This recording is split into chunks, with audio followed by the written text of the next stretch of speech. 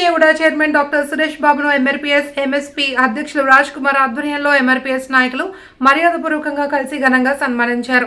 చిత్తూరు జిల్లా కుప్పంలో ఈ కార్యక్రమం జరిగింది. సామాజిక న్యాయం కోసం తమకు ఎంతగానో సహాయ సహకారాలు అందించిన సురేష్ బాబుకు ఉడా చైర్మన్ గా అవకాశం రావడం సంతోషంగా ఉందని పేర్కొన్నారు.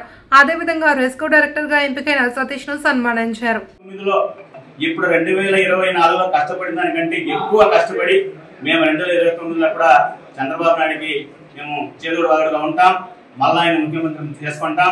ఇకపోతే నియోజకవర్గంలో మా జాతిని గుర్తించి 45 ఏళ్ల చరిత్రలో ఇప్పుడు రాంగోప్ మండలంలో సతీష్ అనే వ్యక్తికి రెస్కో డైరెక్టర్ ఇవ్వడము జగన్ నియోజకవర్గంలో మాకు చాలా సంతోషంగా ఉంది.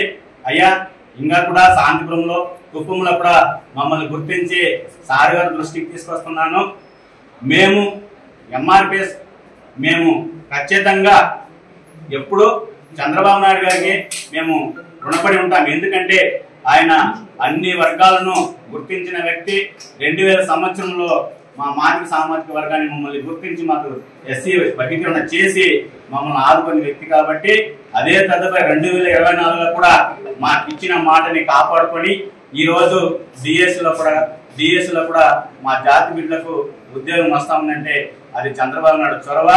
మా పోరాట ఫలితం దక్కిందని తెలియజేసుకుంటూ నాకు అవకాశం ఇచ్చిన మీడియా మిత్రులకి, నాతో పాటు ఎంఆర్పీఎస్ నాయకులకి, కార్యకర్తలకి ధన్యవాదాలు తెలుసుకుంటూ జై